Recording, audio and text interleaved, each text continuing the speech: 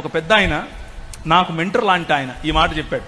ప్రవీణ్, ఒక మాట గుర్తుపెట్టుకో, నీ గురించి ఎవరైనా సర్టిఫికేట్ ఇవ్వాలంటే నువ్వు మంచోడివని, నువ్వు గొప్పోడివని, నువ్వు ప్రేమ గలవాడివని, ఏదైనా సరే ఒక మాట చెప్పాలి అని అంటే ఇద్దరికి నీ మీద అధికారం ఉంది.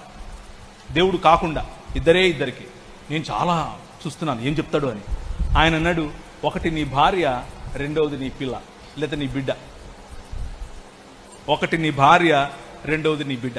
పరిశుద్ధాత్ముని యొక్క అభిషేకము కలిగిన నీవు, పరిశుద్ధాత్ముని అభిషేకం కలిగి ఉన్నాను అని చెప్పుకుంటున్న నీవు బయటికి వెళ్ళి గొప్ప గొప్ప కార్యాలు చేస్తాను, కరోనాను తొక్కేస్తాను, బ్యాక్టీరియాని నమిలేస్తాను, రోగాన్ని చింపేస్తాను, ఎయిడ్స్ నేను ఉష్ అంటే వెళ్ళిపోద్ది, ఇలాంటి చెప్పే నీవు నీ భార్య దగ్గరికి వచ్చినప్పుడు నీ ప్రవర్తన, నీ భార్య దగ్గరికి వచ్చినప్పుడు నీ వైఖరి, నీ పిల్లల ముందు నీ వైఖరి వాళ్ళు క్లియర్గా చూస్తారు, పారదర్శకంగా. చూశాములేరా అంటారు.